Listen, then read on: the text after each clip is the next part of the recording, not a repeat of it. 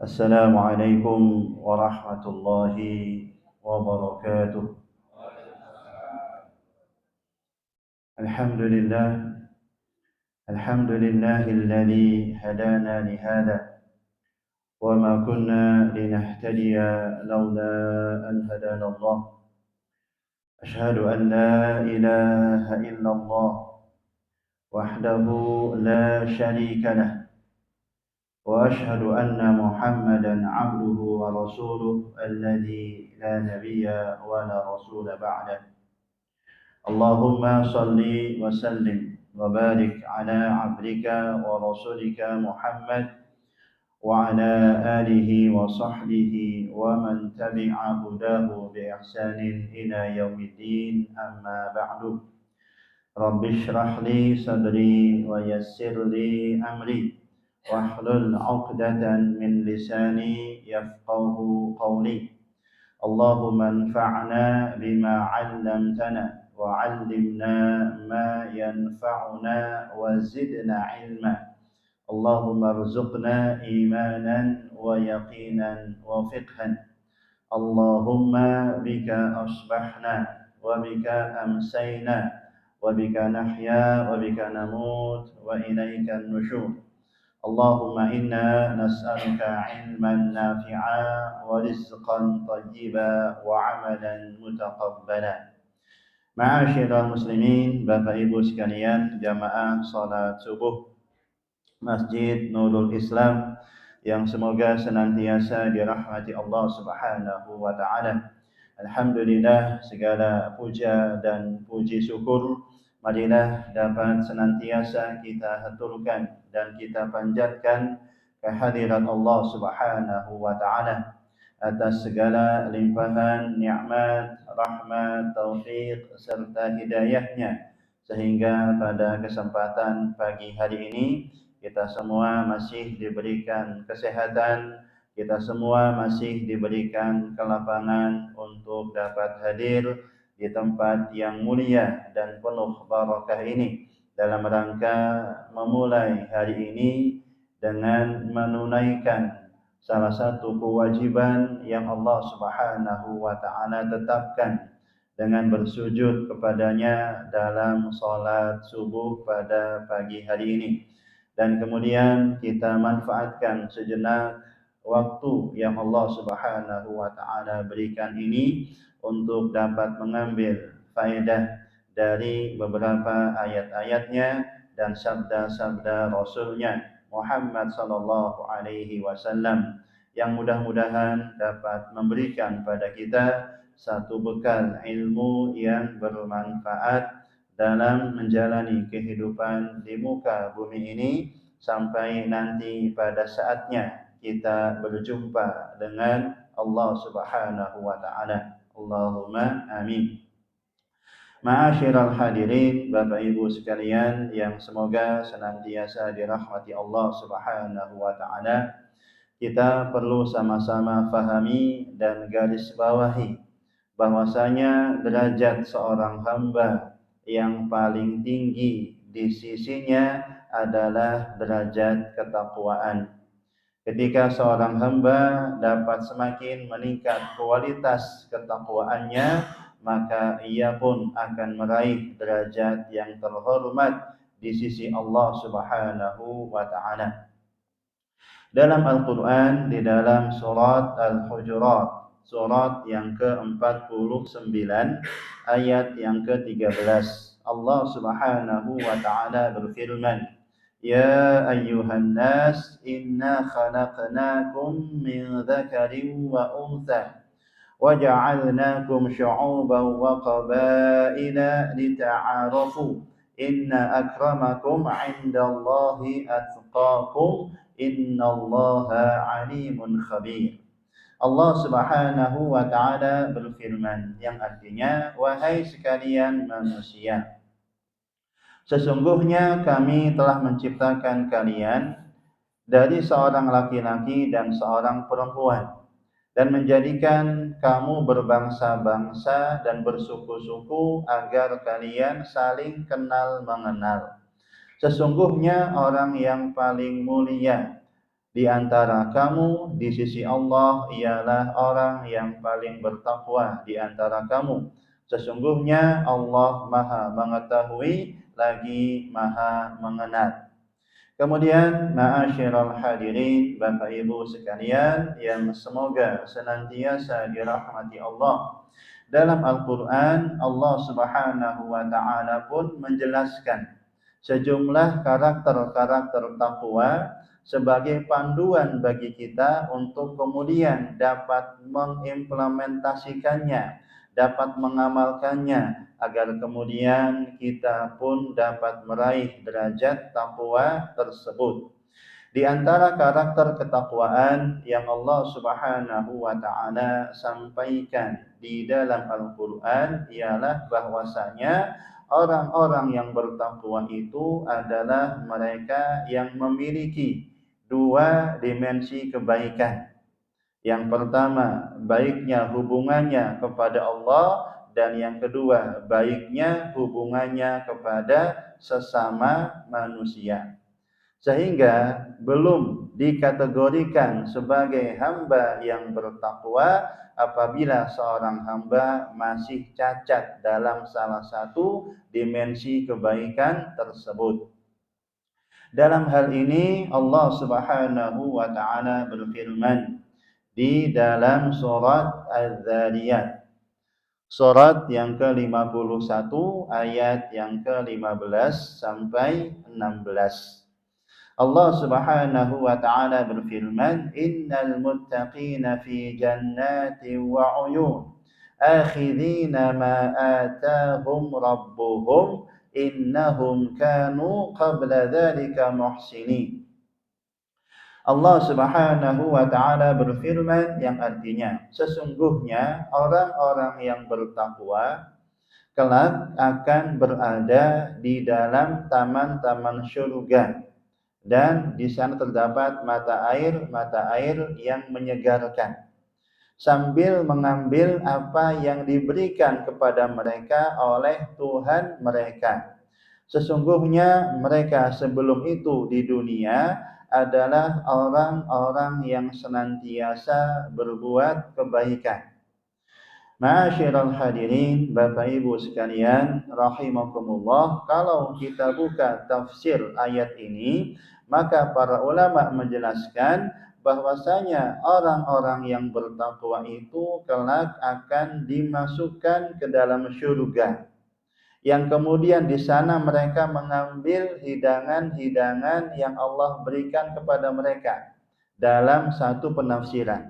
Tafsiran yang berikutnya ialah maksudnya mereka itu adalah orang-orang yang mengerjakan perintah-perintah yang Allah Subhanahu wa Ta'ala sampaikan kepada mereka. Nah, maka di sini mengandung dimensi kebaikan yang pertama, yaitu mereka orang-orang yang patuh dan taat kepada Allah Subhanahu wa Ta'ala. Dan kemudian yang berikutnya, innahum kanu qabla dzalika muhsinin, dan dahulunya mereka ketika di dunia adalah orang-orang yang senantiasa berbuat kebaikan. Maka di sini mengandung dimensi kebaikan yang kedua, yaitu baiknya hubungannya kepada sesama manusia. Nah, ma'asyiral hadirin, Bapak Ibu sekalian yang semoga senantiasa dirahmati Allah Subhanahu wa Ta'ala, di antara bentuk kebaikan hubungan seorang hamba kepada manusia ialah baiknya hubungannya kepada kerabat-kerabatnya, yang kemudian agama memerintahkan kepada kita semua agar dapat menyambung tali silaturahim. Dalam satu hadis yang diriwayatkan Imam At-Tirmidzi rahimahullah, Rasulullah Muhammad sallallahu alaihi wa ala alihi wasallam bersabda, ya ayyuhan nas, afshus salam wa at'imut ta'am wa silul arham wa sallu bil laili wan nasu niyam tadkhulul jannata bisalam. Rasulullah Muhammad sallallahu alaihi wa ala alihi wasallam bersabda yang artinya, wahai sekalian manusia, sebarkanlah salam, berikanlah makan, sambunglah silaturahim, salatlah di waktu malam ketika orang-orang tertidur. Itu salat tahajud, niscaya kalian akan masuk surga dengan sejahtera. Ya. Oleh karenanya, ma'asyiral hadirin, Bapak Ibu sekalian rahimakumullah, di antara amalan yang kita perlu juga perhatikan dalam kehidupan keberagamaan kita ialah bagaimana kita dapat berusaha menyambung tali silaturahim. Ma'asyiral hadirin, Bapak Ibu sekalian yang semoga senantiasa dirahmati Allah Subhanahu wa taala, kita perlu sama-sama pahami bahwa terminologi silaturahim ini merupakan terminologi yang khusus dan sifatnya terbatas. Dari dua kata silah dan rahim. Silah bermakna menyambung, rahim artinya rahim seorang wanita. Sehingga kata-kata silaturahim ini ialah kita menyambung hubungan kepada orang-orang yang masih memiliki ikatan rahim dengan diri kita. Jadi bukan kepada manusia secara umum, kepada orang-orang teman-teman secara umum. Kalau itu namanya silatul ukhuwah, ya, menyambung persaudaraan dalam agama Islam. Tapi kalau istilahnya silaturahim, maknanya ialah kita menyambung hubungan kepada orang-orang yang memiliki ikatan rahim dengan diri kita. Nah, kemudian para ulama memberikan satu petunjuk. Terdapat 4 kelompok manusia yang harus dapat benar-benar kita perhatikan dan kita utamakan dalam menyambung silaturahim. Yang pertama ialah kepada kedua orang tua. Ini yang nomor 1, yang paling pertama. Ya. Sehingga jangan sampai kita kemudian dapat berkunjung kepada kerabat-kerabat yang jauh, anjang sana, anjang sini, tapi kita melupakan berkunjung kepada kedua orang tua kita sendiri. Ya. Kemudian yang kedua ialah saudara, kakak adik ini, ya. Kita juga perlu perhatikan. Sungguh satu pemandangan yang menyayat hati ketika ada 2 saudara kakak adik kandung yang mereka sudah putus hubungan silaturahimnya. Ya, tidak lagi dapat saling menyambung dan berkomunikasi. Nah ini. Makanya Bapak Ibu sekalian rahimakumullah, di antara perkara yang harus dapat kita tanamkan kepada anak-anak kita ialah penekanan agar mereka tetap dapat menyambung silaturahim meskipun bapak ibunya, kedua orang tuanya sudah tidak ada lagi. Ya. Dulu kami ketika kecil itu kan main bola di lapangan gitu ya. Itu ada satu kejadian kakak adik yang nggak saling akur. Jadi ketika kami main, ada salah satu orang datang hendak main. Tiba-tiba adiknya di sana itu keluar, nggak mau ikut main bareng kakaknya. Nah ini ya satu pemandangan yang sangat miris. Nah oleh karenanya kita harus dapat memperhatikan hubungan kepada saudara-saudara kita, kakak ataupun adik kita, jangan sampai kemudian putus dan tidak lagi menyambung hubungan. Yang ketiga ialah kepada kakek nenek kita, ya, orang tua kita. Ini juga merupakan kelompok yang harus dapat kita utamakan dalam menyambung silaturahim. Kemudian yang keempat ialah saudara-saudaranya orang tua kita, paman-paman dan bibi kita. Kita juga perhatikan mereka dalam menyambung hubungan silaturahim. Baru kemudian kepada kerabat yang semakin jauh dan semakin jauh. Ya. Kemudian ma'asyiral hadirin, Bapak Ibu sekalian rahimakumullah. Kalau kita perhatikan di dalam Al-Qur'an, perintah menyambung silaturahim ini merupakan perintah yang agung. Perintah yang Allah Subhanahu wa taala tempatkan di bawah perintah takwa kepadanya, yang merupakan perintah yang agung di dalam Al-Qur'an. Allah Subhanahu wa taala berfirman di dalam surat An-Nisa, surat yang keempat ayat yang pertama. Wattaqullaha alladzi tasaaluna bihi wal arham. Innallaha kana 'alaikum raqiba. Allah Subhanahu wa taala berfirman yang artinya, dan bertakwalah kalian kepada Allah yang dengan mempergunakan namanya kalian saling meminta satu dengan yang lainnya, dan peliharalah, jagalah hubungan silaturahim. Sesungguhnya Allah selalu menjaga dan mengawasi kalian. Oleh karenanya, Bapak Ibu sekalian rahimakumullah, Rasulullah Shallallahu Alaihi Wasallam pun memotivasi umatnya, memerintahkan umatnya agar dapat mempelajari nasab, silsilah keturunan kita, agar kemudian kita dapat menyambung tali silaturahim tersebut. Dalam hadis yang diriwayatkan Al-Imam At-Tirmidzi rahimahullah, Rasulullah sallallahu alaihi wa ala alihi wasallam bersabda, "Ta'allamu min ansabikum ma tasiluna bihi arhamakum, fa inna silatar rahimi mahabbatun fil ahli, mathratun fil mal, mansa'atun fil athar."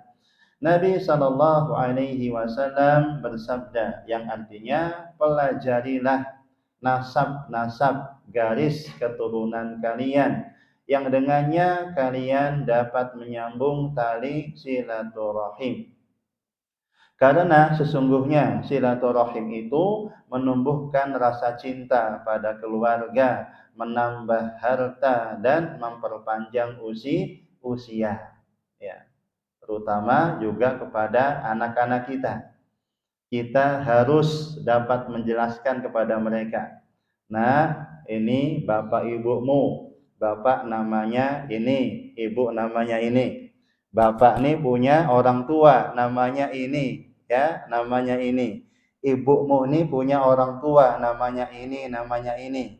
Nah, bapak punya saudara, namanya paman ini, bibi ini, dan seterusnya. Ajarkan kepada mereka, sehingga mereka tetap dapat menyambung silaturahim di kemudian hari. Luar biasa betapa indahnya ajaran Islam ini, ya, berusaha tetap dapat memerintahkan umatnya, ya, memiliki hubungan nasab yang kemudian dapat diperhatikan dan disambungnya. Kemudian ma'asyiral hadirin, Bapak Ibu sekalian yang semoga senantiasa dirahmati Allah.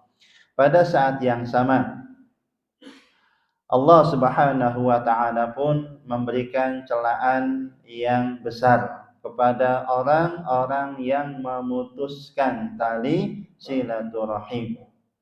Dalam surat Muhammad, surat yang ke-47, ayat 22 sampai 23. Allah Subhanahu wa taala berfirman, "Fahal 'asaitum in tawallaitum an tufsidu fil ardi wa tuqatti'u arhamakum ulaikal ladzina la'anahumullahu fa asammahum wa a'ma absarahum.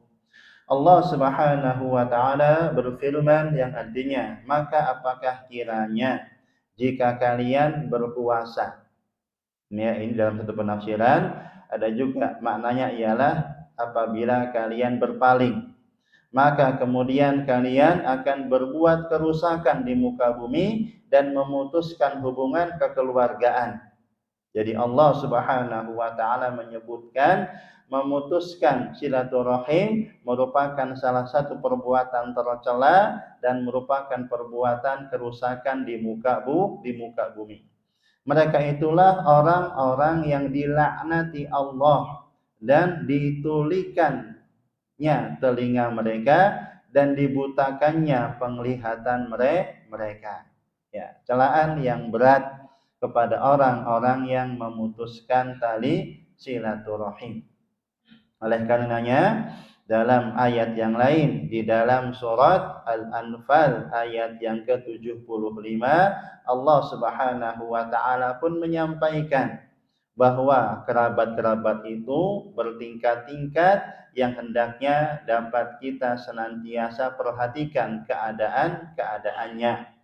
Allah Subhanahu wa taala berfirman, "Walladzina amanu min ba'du wa hajaru wa jahadu ma'akum faulaika minkum wa ulul arhami ba'duhum awla bi ba'din fi kitabillah innallaha bikulli syai'in alim." Allah Subhanahu wa taala berfirman, dan orang-orang yang beriman sesudah itu kemudian berhijrah serta berjihad bersamamu, maka orang-orang itu termasuk golonganmu juga. Orang-orang yang mempunyai hubungan kerabat itu sebagiannya lebih berhak terhadap sesamanya daripada yang bukan kerabat di dalam kitab Allah. Sesungguhnya Allah Maha mengetahui segala sesuatu. Ya. Kemudian ma'asyiral hadirin, Bapak Ibu sekalian rahimakumullah. Nah, ini pembahasan yang kita perlu perhatikan dan sangat penting. Siapakah orang yang dikatakan sebagai orang yang menyambung silaturahim itu? Dalam hal ini Rasulullah Shallallahu Alaihi Wasallam bersabda menjelaskan dalam hadis yang diriwayatkan Imam Al-Bukhari dan Muslim rahmatullahi alaihima, "Laisal wasilu bil mukafi, walakin al-wasil alladhi idza quti'at rahimuhu wasalaha." Rasulullah Shallallahu Alaihi Wasallam bersabda yang artinya, orang yang menyambung silaturahim itu bukanlah orang yang menyambung hubungan yang sudah terjalin, akan tetapi orang yang dikatakan al-wasil, menyambung silaturahim, ialah orang yang menjalin kembali hubungan kekerabatan yang sudah terputus. Dari hadis ini, ma'asyiral hadirin, Bapak Ibu rahimakumullah, para ulama mengklasifikasikan ada 3 derajat seorang hamba dalam menyambung silaturahim. Yang pertama, ini yang paling baik derajatnya, yaitu al-wasil, orang yang menyambung. Yang kedua, al-mukafi, orang yang melakukan hubungan timbal balik dan balas jasa. Dan yang ketiga, al-qati', orang yang memutuskan silaturahim. Yang pertama inilah yang paling baik. Orang yang al-wasil, berusaha menyambung hubungan yang telah terputus, berusaha merekatkan hubungan yang telah renggang. Bahkan ia mungkin telah diperlakukan tidak baik oleh kerabatnya, tapi dia berusaha tetap menyambung hubungan kepadanya. Inilah derajat yang paling tinggi, derajat yang paling mulia. Dan di sini butuh kebesaran jiwa dan keikhlasan. Tidak mudah di situ.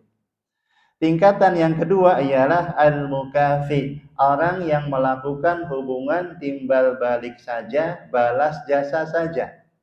Dia punya prinsip, kalau kerabat saya datang kepada saya, maka juga saya datang kepada dia. Kalau kerabat saya memberi kepada saya, maka juga saya memberi kepada dia.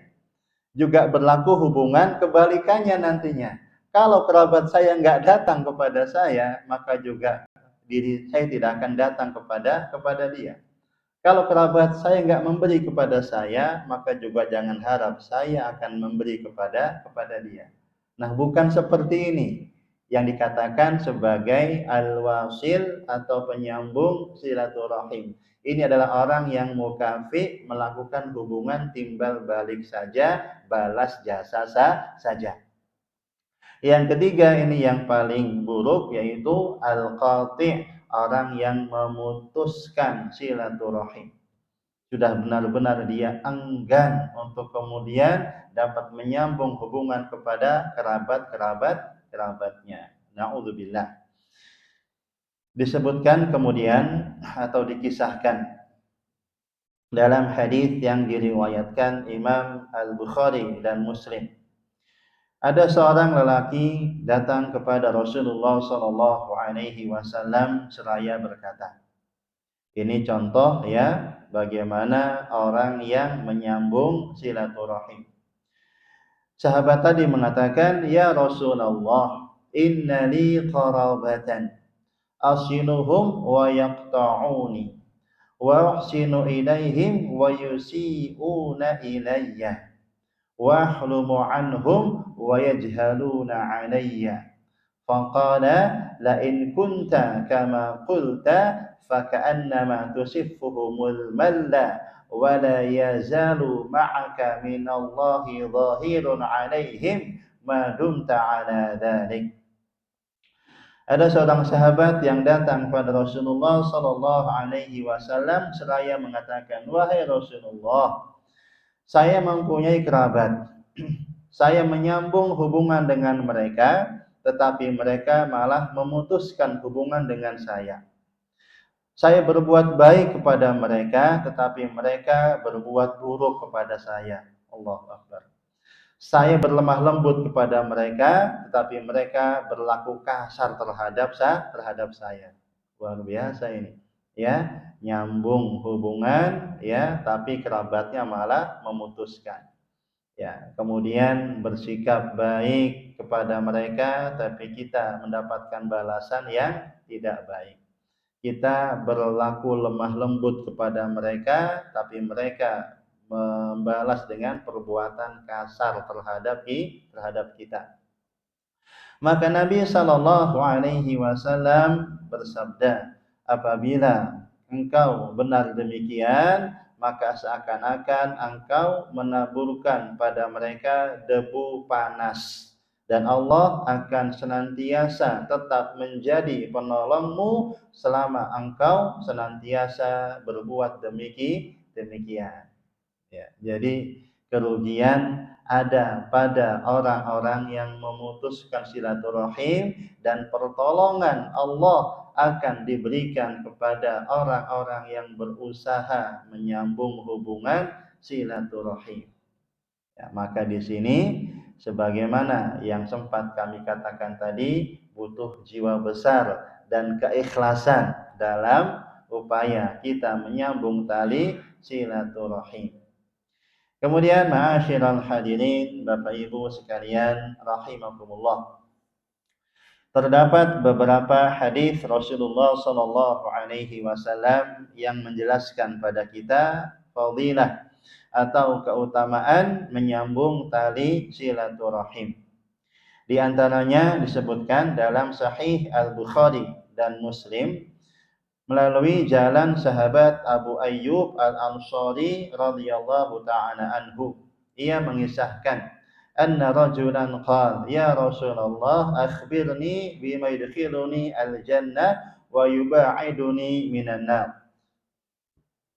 Ia mengatakan, wahai Rasulullah, sampaikan kepada saya perkara-perkara yang dapat memasukkan saya ke dalam surga dan menjauhkan saya dari neraka. Faqala Nabi sallallahu alaihi wasallam laqad wufiqa aw qala laqad hudiya kaifa qulta fa'ada ar-rajul faqala Nabi ta'budullaha la tusyriku bihi syai'a wa tuqimus shalah wa tu'tiz zakah wa tasilu dha rahimak falamma adbar qala Nabi intamassaka bima amartu bihi dakhala al-jannah. Ya. Ada seseorang yang berkata kepada Rasulullah SAW, wahai Rasulullah, beritahukan kepadaku tentang sesuatu yang bisa memasukkan aku ke dalam surga dan menjauhkanku dari neraka. Maka Nabi SAW bersabda, sungguh ia telah diberi taufik, atau ia mengatakan, apabila mengatakan, sungguh ia telah diberi hidayah. Apa tadi yang telah engkau katakan? Maka orang itu pun mengulang pertanyaannya. Kemudian Rasulullah Shallallahu Alaihi Wasallam bersabda, di antara amalan yang dapat memasukkan ke dalam surga dan menjauhkan dari neraka ialah engkau beribadah kepada Allah dan tidak menyekutukannya dengan suatu apapun. Kemudian menegakkan sholat, membayar zakat, dan engkau menyambung silaturahim.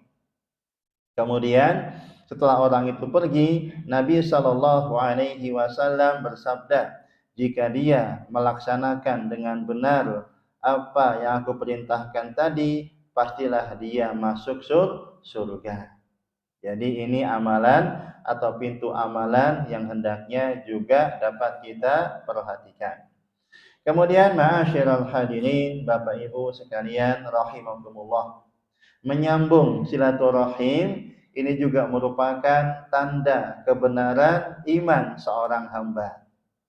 Artinya orang yang imannya benar, maka dia akan merasa senang untuk menyambung tali silaturahim. Ya. Dalam hadis yang diriwayatkan Imam Al-Bukhari rahimahullah, Rasulullah Muhammad sallallahu alaihi wa ala alihi wasallam bersabda, "Wa man kana yu'minu billahi wal yaumil akhir falyasil rahimah." Rasulullah sallallahu alaihi wasallam bersabda yang artinya, barang siapa yang beriman kepada Allah dan hari akhir, hendaklah ia menyambung kekerabatannya, menyambung silaturahim. Kemudian Bapak Ibu sekalian rahimakumullah, menyambung silaturahim merupakan juga amalan yang dapat memberikan barakah dalam rezeki dan usia kita. Dalam hadis yang diriwayatkan Imam Al-Bukhari dan Muslim rahmatullahi alaihima, Rasulullah sallallahu alaihi wasallam bersabda, "Man sarrahu ayyubsata lahu fi rizqihi aw yunsa lahu fi atharih falyasil rahimah." Rasulullah sallallahu alaihi wasallam bersabda yang artinya, barang siapa yang ingin dilapangkan rezekinya dan dipanjangkan usianya, maka hendaklah ia menyambung tali silaturahim. Ya. Kemudian yang berikutnya, Bapak Ibu sekalian rahimakumullah, dalam hadis yang lain disebutkan bahwa dengan kita menyambung silaturahim, maka akan menjadikan kehidupan kita senantiasa ditolong oleh Allah Subhanahu wa taala. Rasulullah sallallahu alaihi wasallam bersabda, "Ar-rahimu mu'allaqatun bil 'arsy, taqul man wasalani wasalahu Allah, wa man qata'ani qata'ahu Allah." Rasulullah sallallahu alaihi wasallam bersabda, rahim, ya, ketika awal diciptakan rahimnya wanita itu, dia tergantung menempel di arasy Allah, di singgasananya Allah.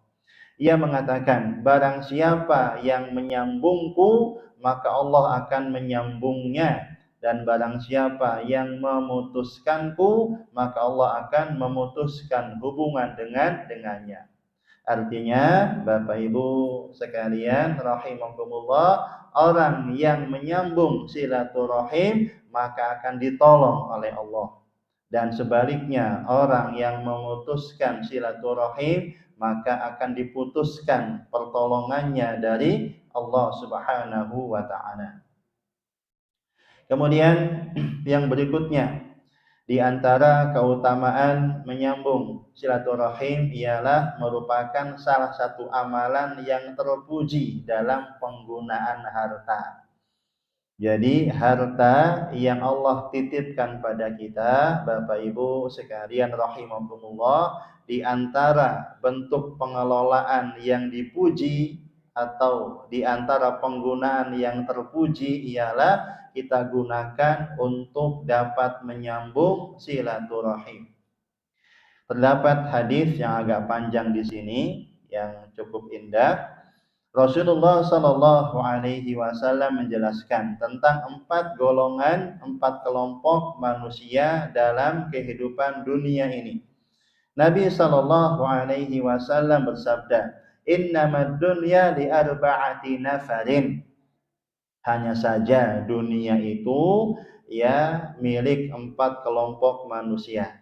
Ya, mari kita dapat sama-sama lihat kira-kira diri kita masuk kelompok yang mana. Yang pertama, abdun razaqahullahu malan wa ilman. Kelompok manusia yang pertama ialah seorang hamba yang Allah berikan kepadanya harta dan ilmu. Fahuwa yattaqi fihi rabbahu wa yasilu fihi rahimahu. Kemudian ia dengan ilmunya bertakwa kepada Allah, dan kemudian dengan hartanya ia menyambung silaturahim. Wa ya'lamu lillahi fihi haqqan, dan dia juga mengetahui dalam hartanya itu ada haknya Allah. Fahadha bi afdalil manazil. Maka ini merupakan kelompok manusia yang paling afdal. Siapa Pak? Orang yang punya harta dan punya ilmu, bertakwa kepada Allah dan dia menyambung silaturahim. Ini kelompok manusia yang paling afdal. Yang kedua, wa abdun razaqahullahu ilman wa lam yarzuqhu malan. Kelompok manusia kedua ialah mereka yang Allah berikan kepadanya harta saja tanpa ilmu. Fahuwa shadiqun niyyah yaqul law anna li malan la amiltu bi amali fulan. Dan dia dengan niatnya yang benar mengatakan, kalau saya punya harta maka saya akan berbuat sebagaimana perbuatannya hamba yang pertama tadi. Fahuwa biniyatihi fajruhu masawa. Maka orang ini dengan niatnya yang benar, yang sungguh-sungguh, yang tulus, mendapatkan ganjaran yang sama. Alhamdulillah. Yang ketiga, wa 'abdun razaqahullahu malan wa lam yarzuqhu ilman. Kelompok manusia yang Allah berikan kepadanya harta saja tanpa ilmu. Fahuwa yakhbitu fi malihi bighairi ilmin wa la yattaqi fihi rabbah wa la yasilu fihi rahimah wa la ya'lamu lillahi fihi haqqan. Maka orang ini membabi buta dalam menggunakan hartanya tanpa ilmu. Dia tidak bertakwa kepada Tuhannya, tidak menyambung silaturahim, dan tidak mengetahui adanya hak-haknya Allah dalam hartanya. Fahadha biakhbatil manazil. Maka kelompok manusia seperti ini merupakan kelompok manusia yang paling buruk kedudukannya di hadapan Allah. Dan yang keempat ialah wa 'abdun lam yarzuqhu Allahu malan wala ilman. Ini yang paling mengenaskan, yang paling celaka. Kelompok manusia yang Allah tidak berikan kepadanya ilmu juga harta. Fahuwa yaqul law anna li malan la amiltu fihi bi'amali fulan.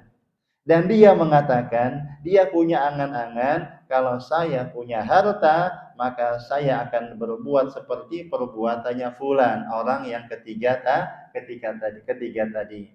Fahuwa biniyatihi fawijluhu masawa. Maka mereka pun maka orang ini pun dengan niatnya tadi yang mendapatkan dosa yang sama dengan orang yang ketiga tadi. Nah, di sini penekanannya adalah Rasulullah Shallallahu Alaihi Wasallam menyebutkan di antara penggunaan harta yang terpuji ialah dalam rangka menyambung tali silaturahim. Kemudian, ma'asyiral hadirin rahimakumullah, terdapat pula ancaman yang keras kepada orang-orang yang memutuskan silaturahim. Yang pertama ialah diancam tidak masuk surga. Rasulullah sallallahu alaihi wasallam bersabda, la yadkhulul jannata qati'. Tidaklah masuk surga orang yang memutuskan silaturahim. Kemudian bahwasanya dosa memutus silaturahim merupakan dosa yang Allah akan segerakan azabnya di dunia, di samping menyimpan simpanan azab di akhirat. Na'udzubillah. Dalam hadis yang diriwayatkan Al-Imam Abu Dawud rahimahullah, Rasulullah sallallahu alaihi wasallam bersabda, "Ma min dzambin ajdar ay yu'ajjilallahu li sahibihi al-'uqubah fid dunya ma'a ma yadkhiru lahu fil akhirah min al-baghi wa qati'atir rahim." Rasulullah Shallallahu Alaihi Wasallam bersabda, tidak ada satu dosa yang lebih pantas untuk disegerakan hukuman bagi pelakunya di dunia bersamaan dengan hukuman yang Allah siapkan baginya di akhirat daripada al-baghyu, dosa kezaliman, berbuat aniaya pada orang lain, dan dosa memutuskan silaturahim. Demikian kiranya ma'asyiral hadirin, Bapak Ibu sekalian rahimakumullah, beberapa hal yang dapat kita kaji pada pagi hari ini tentang pentingnya kita menyambung tali silaturahim. Mudah-mudahan Allah Subhanahu wa taala berikan pada kita taufik dan kekuatan serta hidayah untuk dapat menjadi hamba-hamba yang menyambung silaturahim, dan kemudian Allah Subhanahu wa taala senantiasa berikan pada kita sehat wal afiat, rezeki yang halal dan barakah, keistiqomahan sampai kita wafat dalam keadaan bertauhid dan husnul khatimah. Allahumma amin. Aqulu qawli hadza, demikian kami akhiri. Subhanakallahumma wa bihamdika asyhadu an la ilaha illa anta astaghfiruka wa atubu ilaik. Wassalamu alaikum warahmatullahi wabarakatuh.